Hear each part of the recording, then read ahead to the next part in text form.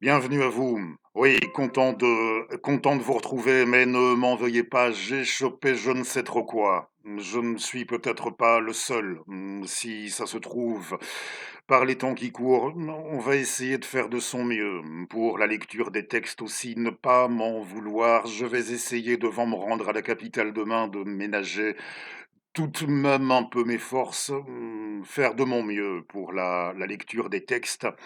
Des poèmes, mais ne pas m'en vouloir si, je parle un peu moins fort que d'habitude. Alors dans ce numéro entièrement, pour ainsi dire, oui, presque entièrement consacré à Louis Aragon, notre poème d'ouverture, le voici.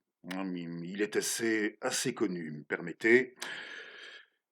C'est le troisième et dernier d'un cycle de 3 poèmes, prélude au temps des cerises. Il s'agit de préparer le procès monstre d'un monde monstrueux.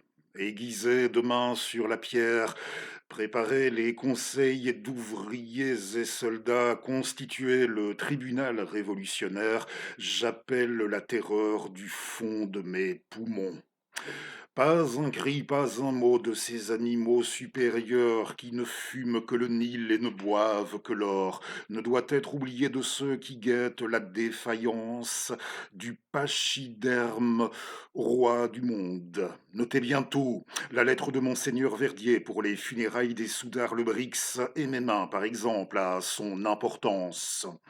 Une grimace de pitre, un essai de Paul Valéry, une fête de charité de l'intransigeant, un geste de passante. N'oubliez rien, camarades, n'oubliez rien.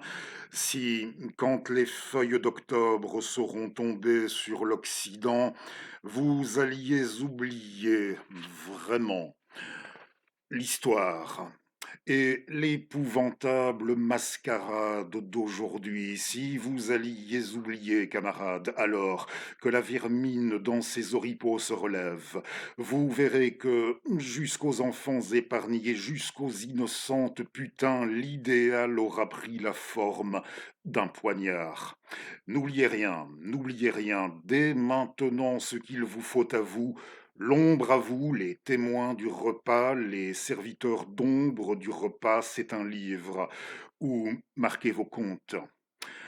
Je chante le guépéou qui se forme en France à l'heure qu'il est. Je chante le guépéou nécessaire de France.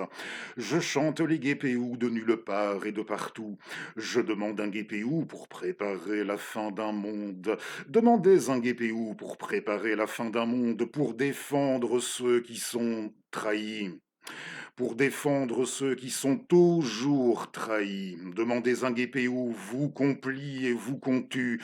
Demandez un guépéou, il vous faut un guépéou. Vive le guépéou, figure dialectique de l'héroïsme qu'on peut opposer à cette image imbécile des aviateurs tenus par les imbéciles pour des héros quand ils se foutent la gueule par terre. Vive le guépéou, véritable image de la grandeur matérialiste. Vive le guépéou contre Dieu Chiappe, pardonnez-moi, et la Marseillaise. Vive le guépéou contre le pape et l'époux. Vive le guépéou contre la résignation, les banques.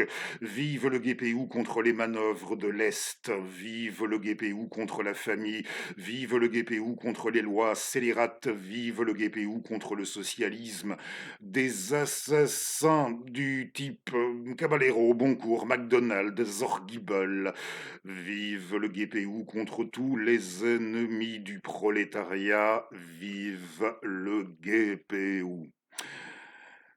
Oui, c'est le troisième et dernier poème de ce prélude au temps des cerises que vous trouverez dans ce recueil qui a été réédité par la NRF il y a un an ou deux.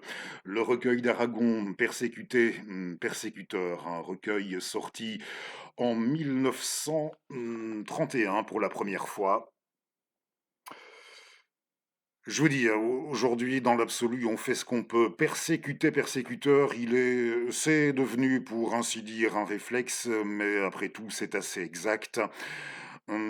Pour le résumer en gros, en très gros, c'est, à la charnière pour Louis Aragon de sa période surréaliste, et de celle où il, se tourne oui, où il se tourne de plus en plus, davantage, vers ses engagements politiques. Est-ce que j'ai choisi ce texte d'ouverture par provocation? J'aurais pu, mais non, n'allez rien penser.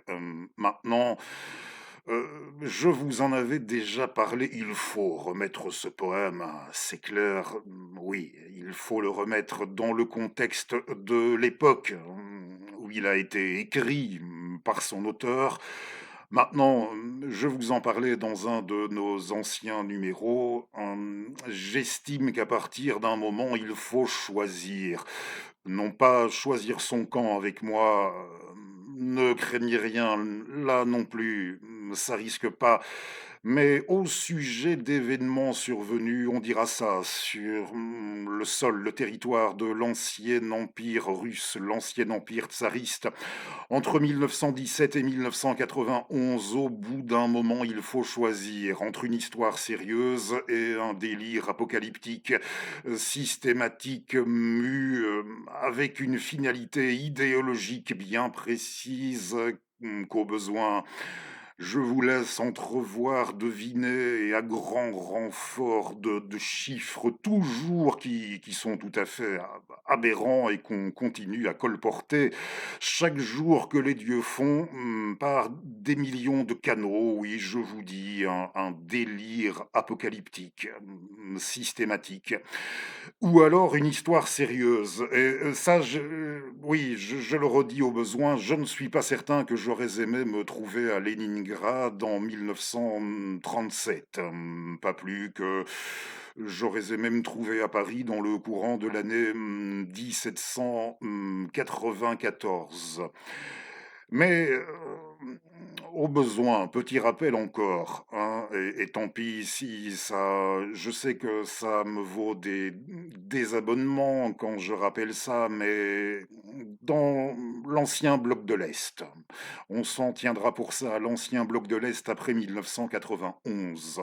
Les personnes, ou si pas ces personnes, leurs leurs descendants, les personnes qui avaient collaboré de façon active avec le Troisième Reich durant la Seconde Guerre mondiale et déjà avant, ont récupéré en sus de leurs privilèges le contrôle au sein de la superstructure sur l'appareil culturel et partant, pour faire court, le contrôle de la diffusion de l'enseignement de l'histoire. Et là, ça n'a pas été oui, ça n'a pas été bien dur de multiplier, par 10, par 20, par 30, par 40, par 50, 60, 70, 110, oui, 110, et puis, top là, tant qu'à faire, 200, le nombre de victimes faites par les perdants, de la Cold War.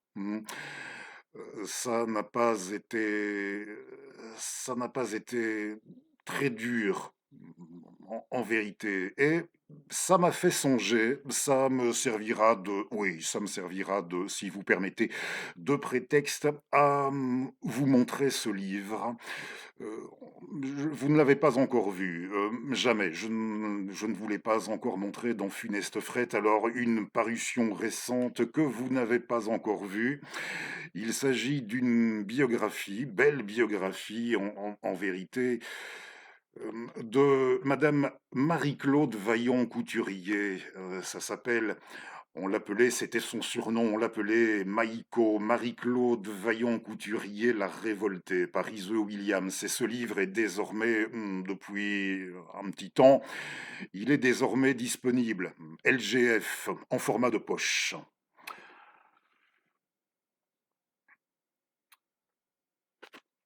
Très, très bien, hein, si ce n'est que, l'autrice à la fin a estimé bon de reprocher à son héroïne de, ne pas avoir procédé oui, Marie-Claude Vaillant-Couturier, journaliste, résistante, journaliste, déportée, résistante, militante et oui, le livre est très bien, si ce n'est que l'autrice estime bon de reprocher à la fin à son héroïne de ne pas avoir procédé de la même manière, qu'elle ne l'avait fait, avec, le 3 Reich. Le national-socialisme allemand comprenait de ne pas avoir dénoncé de la même manière ce qui s'était passé en Union soviétique,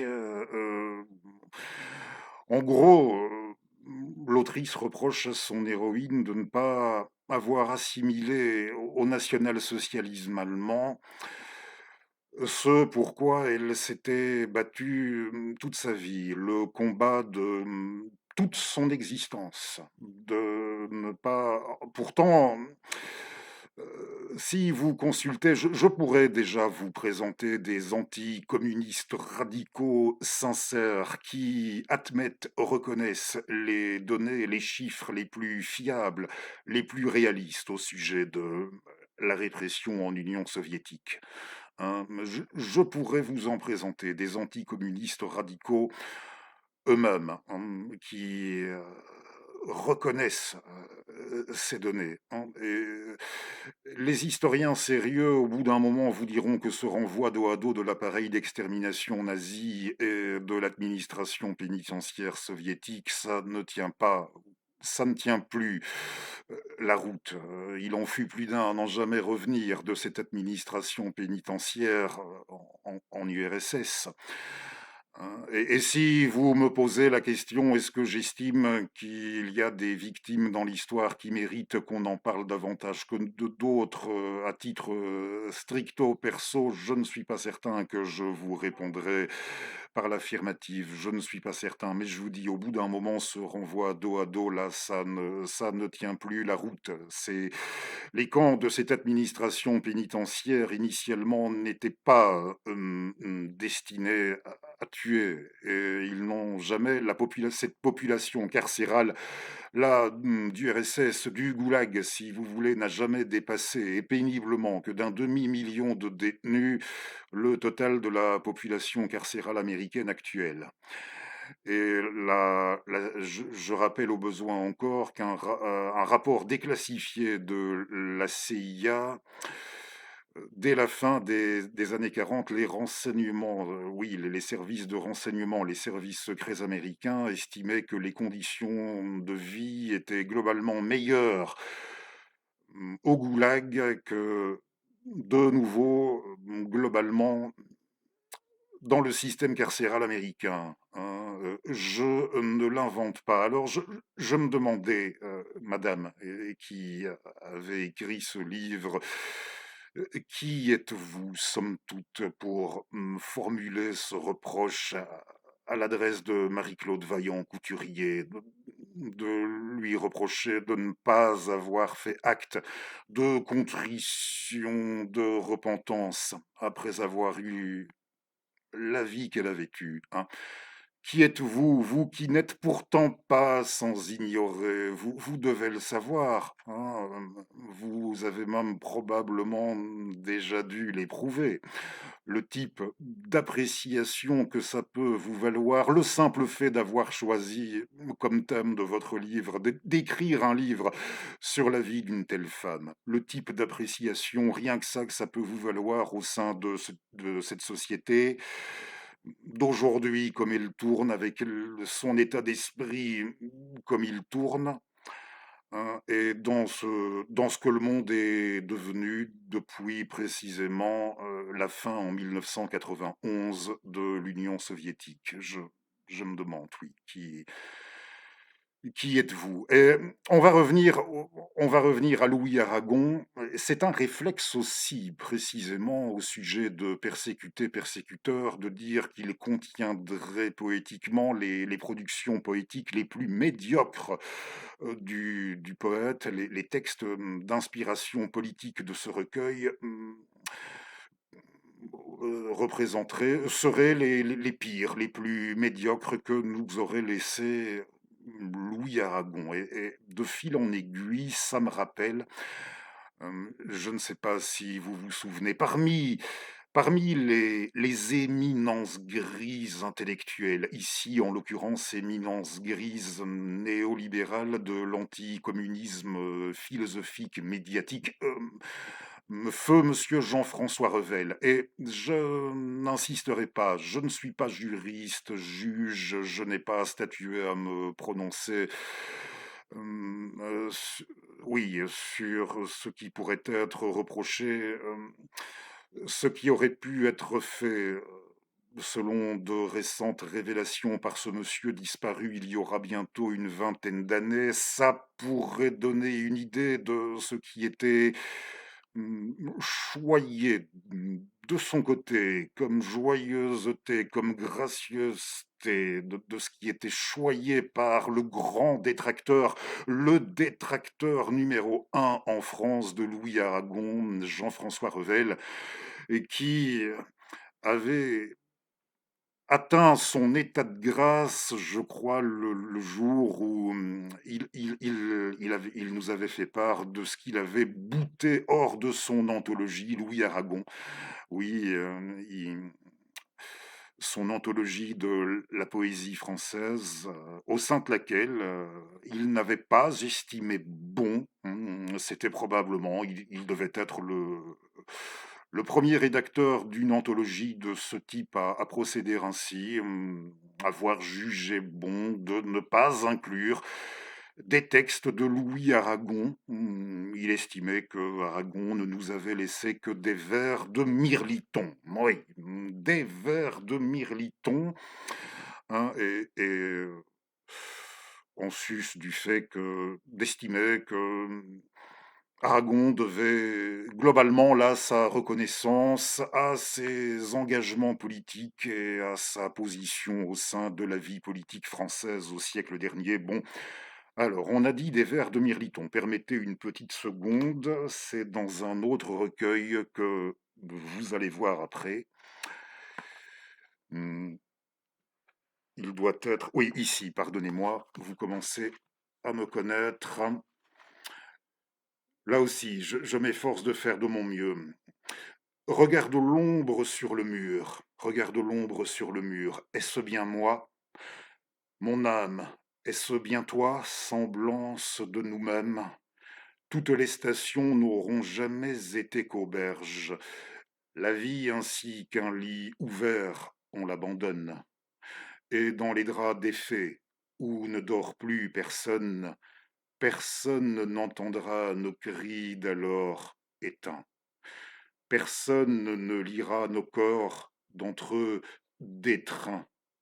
Sur les rides du linge j'écris comme un sommeil secret d'écrevisse.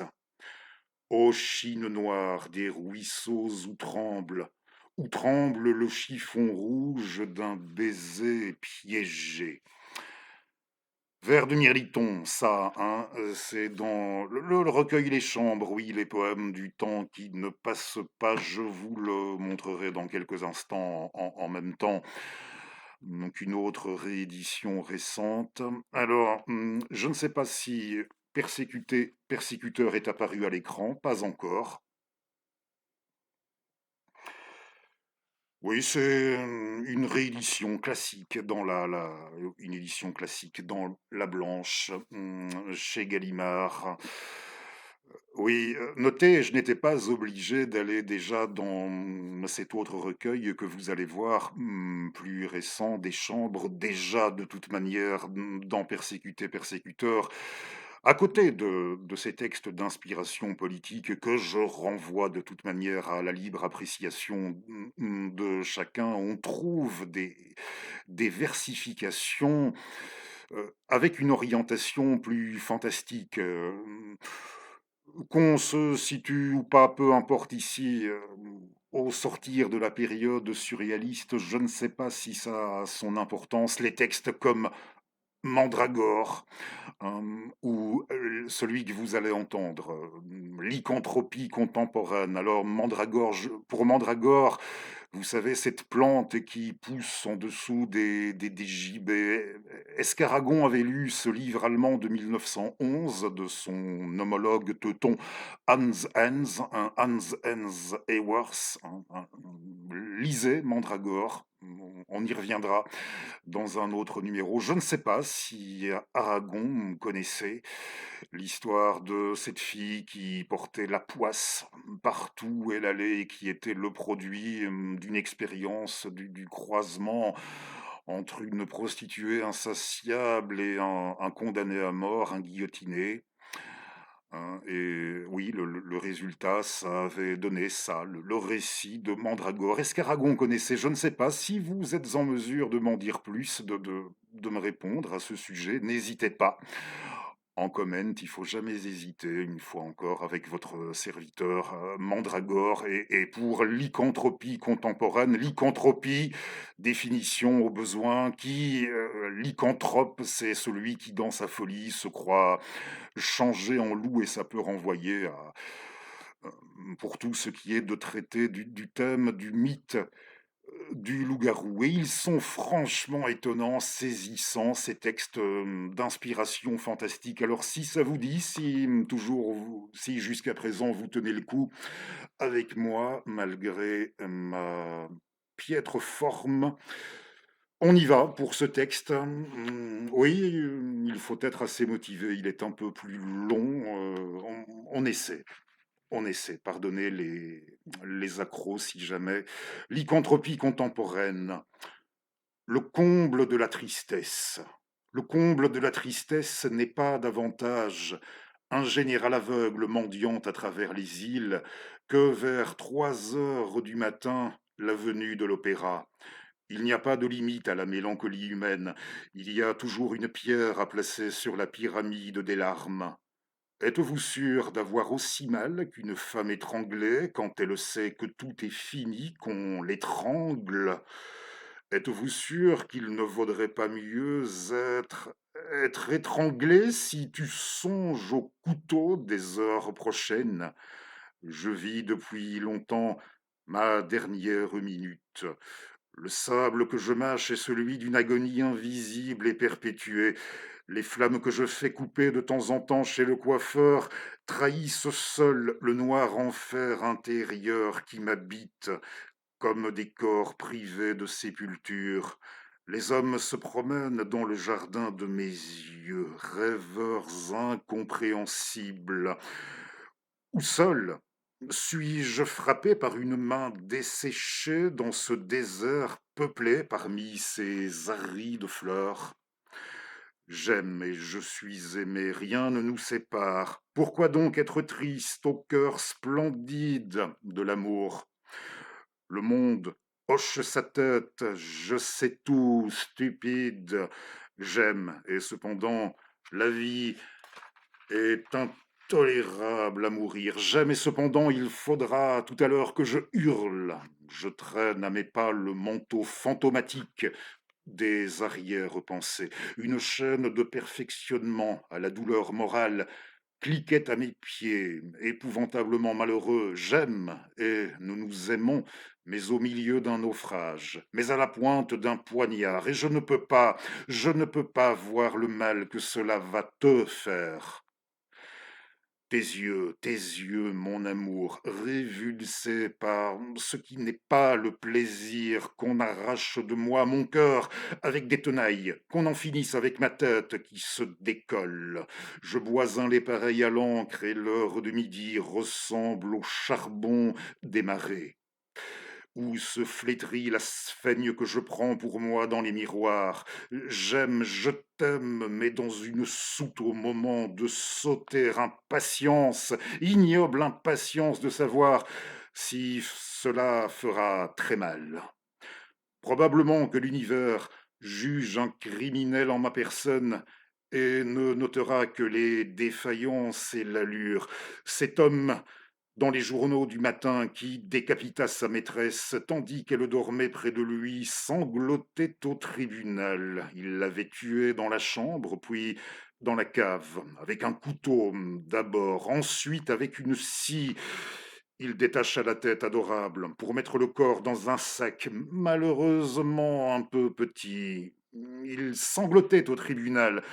Ne sommes-nous point pareils aux palmes du palmier, qui grandissent à collet, fleurissent et fructifient pour donner une image du parfait amour?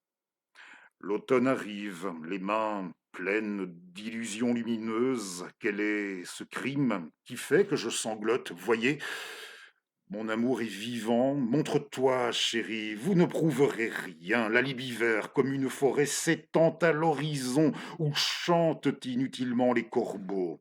Seulement, à chaque arbre est un pendu qui se balance, à chaque feuille une tache de sang. Quel est pire du ciel de l'aube ou du bitume du soir? Je ne sais pas. Ce qui me retient de mordre les passants sur les boulevards.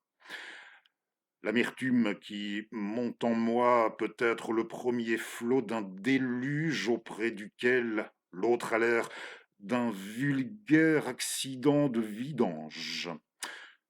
Je me souviens qu'en 1541, près de Pavie, quand on me prit dans la campagne où j'errais, en proie aux premières atteintes du mal, les paysans ne voulurent pas me croire quand je leur dis la vérité. Ils refusèrent de me prendre pour un loup furieux à cause de ma peau humaine. Et Thomas, éternel de la science expérimentale, quand je leur avouai que ma peau lupique était cachée entre cuir et chair, avec leurs poignards, ils me fendirent les membres et le tronc pour vérifier mes assertions mélancoliques.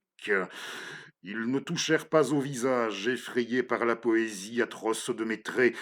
Qu'est-ce qui me pousse à hurler dans les tombeaux? Qu'est-ce qui fait que je gratte irrésistiblement la poussière où dorment les amoureux décomposés? Que vas-tu déterrer? Comme si la lumière vivante n'avait pas assez des blessures des vivants. À moi le langage ténébreux des suppliciés sur la chaise électrique, le vocabulaire ultime des guillotinés. L'existence est un œil crevé, que l'on m'entende bien, un œil qu'on crève à tout instant, le harakiri sans fin. J'enrage à voir le calme idiot qui accueille mes cris. Voilà pourquoi je veux sortir des fosses hypocrites, les morts de mort violente à la prunelle horrifiée. Je veux démurer les victimes des catastrophes dont le squelette garde une posture terrorisée, qui convient à merveille à ces jours que nous traversons. Il y a, disait justement ma voisine, des gens qui se foutent à l'eau. Si je suis une bête écumante à qui le monde remonte avec la bave, il serait très simple d'en finir. Mon amour, entends-tu ce blasphème? Ce n'est pas la pâleur de l'amour, ce n'est pas la pâleur de la mort, mais celle des loups qui est sur mon visage. Je ne peux pas mourir à cause de cette fleur immense dont je ne puis supporter que se referme le calice. On a fait un progrès considérable en matière de torture sur le cobaye que je suis, sur le fauve cobaye que je suis, les deux mains prises dans deux portes, l'amour, la mort, et des Hercules abstraits appuient sur ces deux portes avec toute la lenteur assurée d'un numéro de music-hall. Exécuté sans le moindre effort apparent.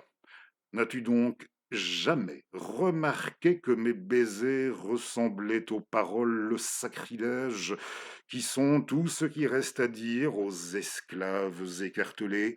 N'as-tu donc jamais remarqué que je t'aime, tandis qu'on me tue, que c'est toujours la dernière fois que je jouis abominablement dans tes bras qui sont si beaux que c'est bien cela le plus terrible. Tout se terminera d'une façon sauvage. Je serai de toi, je ferai jeter ton amant aux bêtes. ou je le ferai voir par traîtrise à un médecin aliéniste, ou bien je le tuerai froidement, mon amour, pendant mon sommeil, tandis qu'il est nu et blême, que les loups surgissent autour des cimetières où dorment les belles journées qu'on a eues ensemble, mon amour. Louis Aragon, lycanthropie contemporaine. Alors, je vais vous montrer les deux autres bouquins, parutions récentes, oui, autour d'Aragon. Alors, vous avez entendu, tout à l'heure, vous avez entendu un fragment du recueil des poèmes du temps qui ne passent pas, le recueil Les Chambres. Là, c'est plus récent. On est dans la dernière décade. On est dans les années. Oui, Aragon nous a quittés en 1982, la dernière décade qu'il aura entièrement connue, où il était toujours parmi nous entre, oui, la décade des années 70. Il faut lire absolument ce recueil, et si motivé, si amateur dans ce registre, il faut lire de même. Oui, ils l'ont ressorti, ce livre censuré durant tant d'années. Pour Albert Camus, le meilleur titre on peut rapporter, pourquoi pas pour une fois, oui, c'était son appréciation, il le voyait comme ça. Le meilleur titre érotique ayant jamais été, le meilleur texte érotique ayant jamais été écrit, c'est ainsi que le voyait Camus.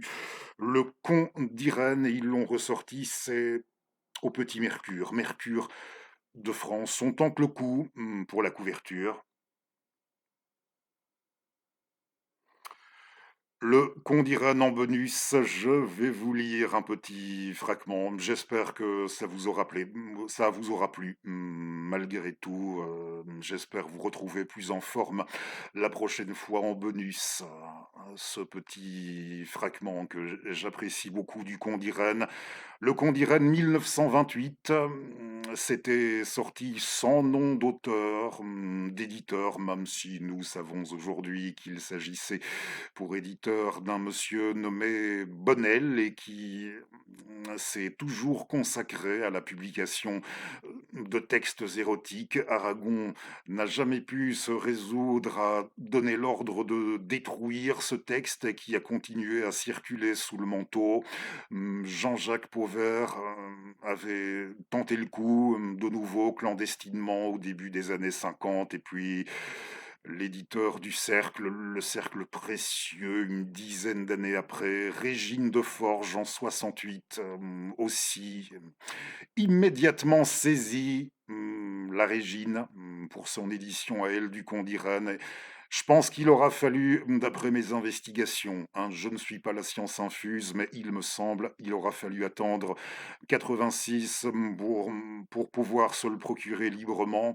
Et là, c'était dans le cadre de l'édition pour la première fois de ce grand roman inachevé d'Aragon des années 20, et auquel il avait donné. Oui, il y avait une annexe à ce grand roman, et Le Condiran en faisait partie, du recueil annexe à ce roman. Et le recueil, c'était les Je tente le coup, je le dis aussi, tant pis, advienne que pourra.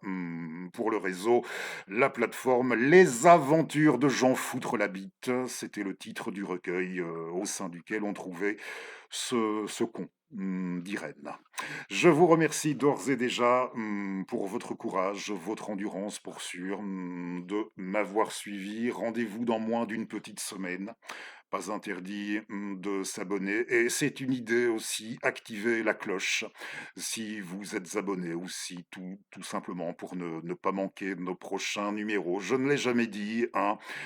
Oui, activer, non pas, oui, pas cloche de Bâle, histoire de saluer un autre livre d'Aragon, pourquoi pas. Des années 30, celui-là, je pense bien, les cloches de Bâle. On aura nonchalamment peut-être, mais pour sûr, d'une certaine manière, à notre façon, là encore, oui, à notre façon, on aura reparcouru un peu tout pour parcours, celui de notre Poète, alors, suis-je à la bonne page déjà? Oui, ça devrait fonctionner. Alors, nous sommes, oui, c'est une part de le meilleur texte érotique ayant jamais été écrit, selon Albert, Camus, hein, et moi je vois ce qu'on dirait aussi comme un cristal de déréliction pour ce qui est de oui, un petit cristal de déréliction de vie de province française dans le Grand Est, dans le Grand Est, les années 20 du siècle dernier. Et le héros du bouquin, il est au... Bon, je pense que vous m'avez compris. Et voilà, l'affaire est faite et il est sur le point de repartir. Alors, la personne avec qui il vient de passer du temps, mmh, dans le texte, s'exprime, se reprit aussitôt dans le texte, voilà, heu et oui, en allant à la page d'avant, ça ira mieux. Oui, c'est vraiment pas oui, c'est vrai oui, oui, non, non, non, non, pardon, non, c'est comme ça commence par: «Non, non, je ne peux pas te montrer. Non, non, je ne peux pas te montrer». Un homme si poli, il m'a choisi 2 fois et puis sa réputation. J'arrêtai de me rhabiller, la dernière phrase m'intéressait. Elle me fit jurer que j'étais un étranger de passage à ces 3 petits points, la localité où on se trouve, à ces 3 petits points. Elle m'a fait jurer que je n'y connaissais la figure de personne, puis m'entraîna vers la seconde porte à gauche, où derrière une tapisserie éraillée, habilement par une curiosité qui devait être coutumière, un petit Judas permettait de voir ce qui se passait à côté, sans que le client, trop confiant dans la vertu des gobelins, pût s'en douter. J'aperçus d'abord une femme qui m'apparut incontestablement la plus belle de ce boxon très indiscret. C'était une pervenche brune avec de tout petits seins dont les bouts étaient longs comme des cigares. Elle avait des hanches très larges et des fesses absolument rondes. Le bas noir allait à merveille à ses jambes fines et agitées. Elle jouait avec de petites mules rouges qu'elle retirait et remettait sans cesse, tout en regardant son client qui se déshabillait. Celui-ci, un petit homme trapu qui commençait à perdre ses cheveux, se retourna. Nom de Dieu! Nom de Dieu! C'était le maire de la ville, que j'avais vu un soir chez mes parents. Un homme très bien, expliquait ma complice, très bien. Il ne peut pas toujours aller à Paris, tu comprends, alors il vient ici, mais ça reste confidentiel. Entretenir une petite femme, il ne peut pas ici, outre que ça coûte gros. On ne voterait plus pour lui. Dame, dans sa situation, pour l'instant, le maire, en bannière, étalé sur le lit, une alaise pliée. Je m'étonnais. Tu vas voir toi-même. Il a une petite infirmité. Dès qu'il jouit, allez, il chie. Oh, pas beaucoup, mais un peu. Oui, un peu. C'est malgré lui. Un petit caca doux et liquide. On croirait un enfant. Tu vas voir. Eh bien non, non, je n'allais pas voir. Je me relevai et m'écartai du poste de guet. Là-dessus, il me fut fait mille agaceries que je compris très bien. L'argent glissa dans le soulier, moi dans la rue. À bientôt et pardon encore.